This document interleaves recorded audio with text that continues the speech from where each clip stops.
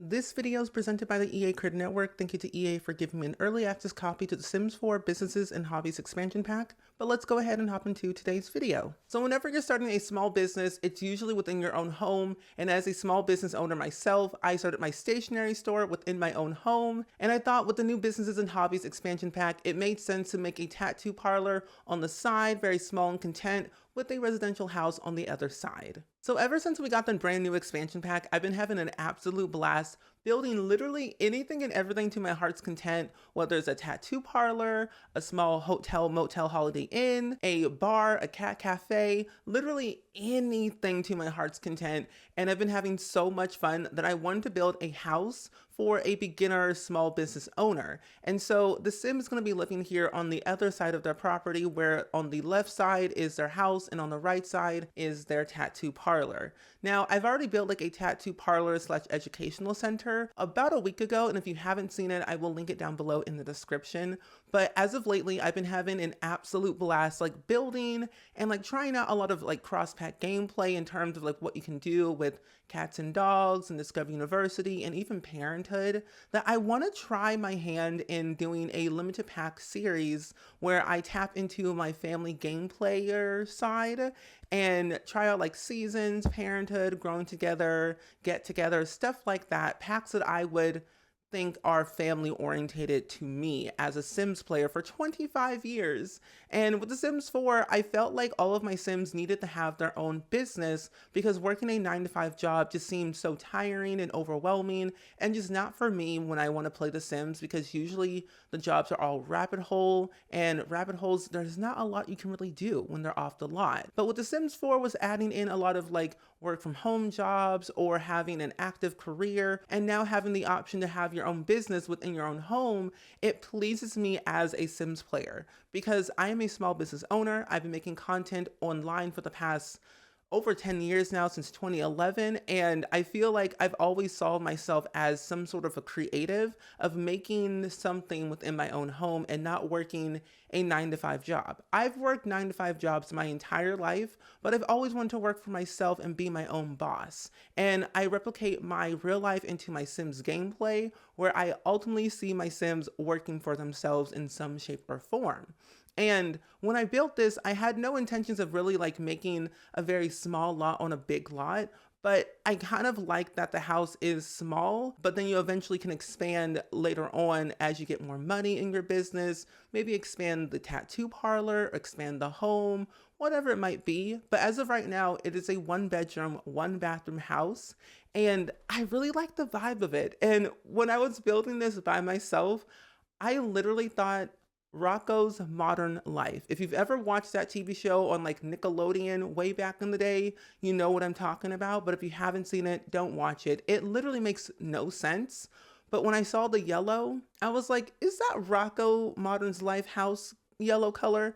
And it literally looks like it, and it's kind of scary, but honestly, I don't mind. I don't mind at all. But I'm really happy that the fact that we have a new mailbox that we can place onto the wall. And I think for me, ultimately at the end of the day, when I'm ever playing with a new pack, I want to make sure that I can see myself playing it for the long haul. And this pack has a lot of like gameplay for the long haul, whether you love occults, whether you love parenting, whether you love chaotic gameplay. This pack has something for you, especially if you're tapping into like other packs. By itself, I feel like there's a lot missing in terms of gameplay, where the world feels a little bit empty, where I can't really see myself living there full time. I love the world of Nordhaven. I love the world of Nordhaven. I love Idverstad and Gammelvik. They are very nice places, but I wish there was a little bit more in terms of like what you can do there besides the hobby meetups. I will say though, with the whole mentoring that they added in recently for base game and then paid mentoring for this pack, it's made it a lot more lucrative for me to see like what can I do with like my teenagers or my children or whoever, because the fact that kids can own their own business, one, is downright crazy. But then two, I'm like, hold on, little Miss Nancy Drew, little Miss Olivia, Lewis can own their own lemonade stand, their own bakery, whatever it really is. Like, kids now have more that they can do. I've always felt like kids never had a lot to do in terms of like gameplay and what they could do for their future. But now that they can have their own business It's like so cool. So I want to build like a kid-friendly business, like a 9-year-old child made this business with their own home and made it very successful. I mean, nowadays kids online have, very successful businesses on like YouTube, TikTok, places in general that I want to kind of replicate that in The Sims 4. But for this home, I mainly wanted to make it for a beginner starter, but mainly for this home, I wanted to make it for a beginner tattoo parlor business and see where I can go from there. Because when you ever starting a business, you don't really have a lot of money unless you have investors or you have someone helping you. I feel like this sim doesn't have a lot of money in terms of like furnishing their house or really like decorating like their tattoo parlor. They usually find things on the side of the road, flea markets, or in their parents' attic that they had for years until they decided to move out. I will say though, at first I was going to make it a starter home house, but then I just kind of cheated the money up ever so slightly so I could furnish the dining room and the kitchen and the backyard.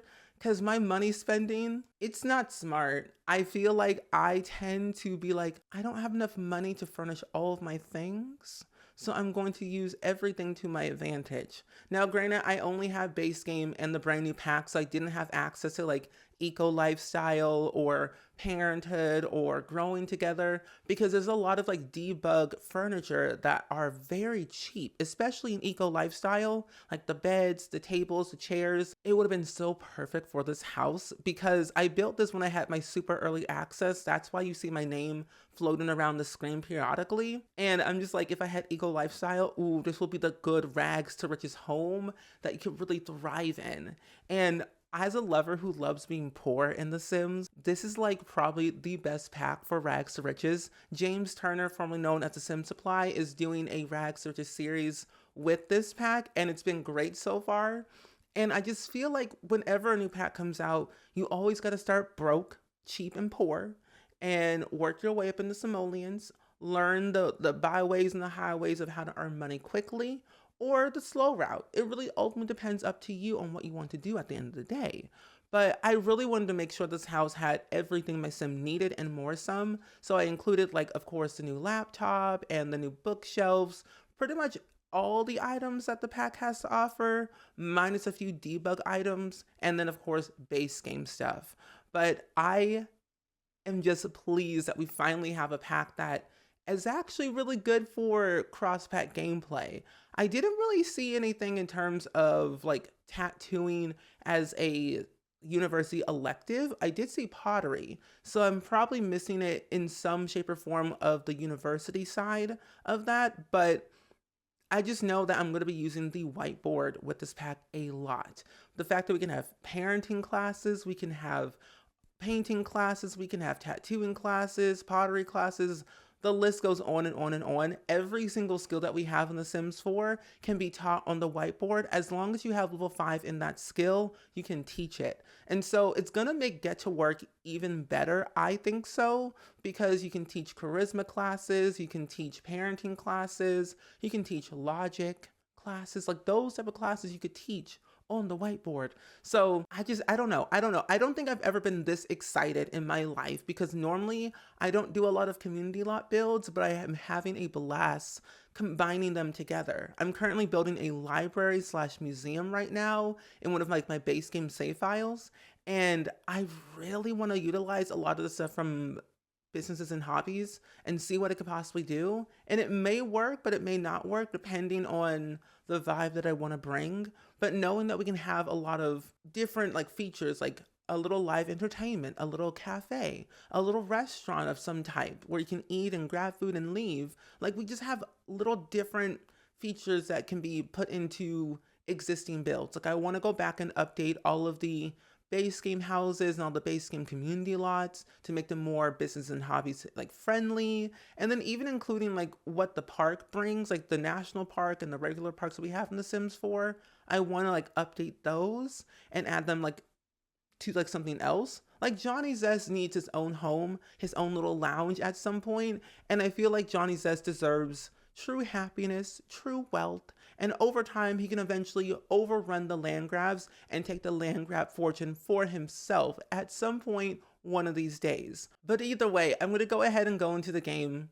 But with that being said, let's go ahead and hop into the game and see this house in real time. So now that we're in the game, here is my Sims tattoo parlor slash residential lot. However, their tattoo parlor is quite small, is a literal box. However, they are the only person working in this facility, so it only makes sense that they have a small tattoo parlor, and then eventually they'll upgrade it over time. So I wanted to make it very lively and exciting, but yet cozy at the same time. So we have a tattoo table with a ring light and also a mirror, so you can check out your Sims tattoos later on, just to make sure they're looking good and fancy. And then over here we have a seating area. It's not that big, but it's quite small and content, but we do have some entertainment on a little smart speaker. So if you want to listen to music while you wait, you can, or you can just do some other things like yell at, adjust the lighting of all lights, play some trivia if you want to. You have options. But then I also wanted to include like some rugs and some paintings and even like this pigeon mural on the wall, because the new pack has like graffiti murals that you can add to your wall and they look very fantastic. But for some reason, the pigeon birds, they speak to me. I don't know why, but they just do. And you can't go wrong of adding in a security alarm, because if your sim gets robbed, it's not my fault. However, there's no guarantee that this will work, because sometimes it will break and then your Sims will get robbed and you may lose money, but it never hurts to have one in your home, just in case if something happens. But then on this side, we have the residential area. So I did already like section off on where your Sims can go. So only the public and employees can come in here. And then all of this plus the upstairs is all residential. So your customers will not be barging into your home using your bathroom or your computer. They just have access to this area right here. But I wanted to make sure that this area had, again, everything your Sim needed to live and thrive and eventually expand onto their home and business afterwards. So I did a little bit of a tricking thing where this living room is quite small. This is a new fireplace that we got with the new pack. I did attach the TV to the fireplace by raising it up using my Control 9 key. It is all functional. This will not catch on fire. I've done it before, but knowing my luck in The Sims 4, it might happen at some point soon. I did playtest all this, so you should have no issues with anything with like routing, but I really like the fact that it's very small and content and yellow, which is my favorite color. And since it's a tattoo artist, they have their own art easel. And I believe they have a digital sketch pad, but I probably did not add it in because that sketch pad is quite expensive. But we do have their dining room with the family recipe book, which, by the way, this book is the best book in the entire world. You can cook with it, but you can also make family recipes and create one, prepare one, teach another Sim a family recipe, or just view all the recipes that the family has created. So if you're a generational game player, you will love this object more than you know. Trust me. If you have Gen 1 make a recipe that Gen 10 wants to learn, they can do that. So I'm like, use it to your advantage, just saying. But when you click on family recipe, what's great about it is that you can choose what recipe that you want based on your Sim's cooking level. And then you can choose the ingredient that you want to choose and also the meal's effect, like the special touch. Normally you would have like the moodlet booster already like here, but you do have like other things you can choose from. And I just think it's like probably the best feature that we have in this game, that I'm probably going to use this more than you know. But enough of the cookbook. Over here, we have the kitchen where you do all of your cooking, all of your prep work. We have a nice little fridge, a nice stove, a microwave, and a sink. And I was going to add in like a coffee machine, but I felt like with the space that we had in the home already, it probably would have been too overbearing. So you have enough counter space to do all of your cooking. And if you want to move things around, you can. Of course, you cannot forget a bin and a fire alarm. Just in case if your Sim's house catches on fire, you've got some things set in place. And then of course, I also have the like sprinkler system. And if you don't know this, this object is actually base game. And whenever there's a fire in the house, sprinklers will automatically go off.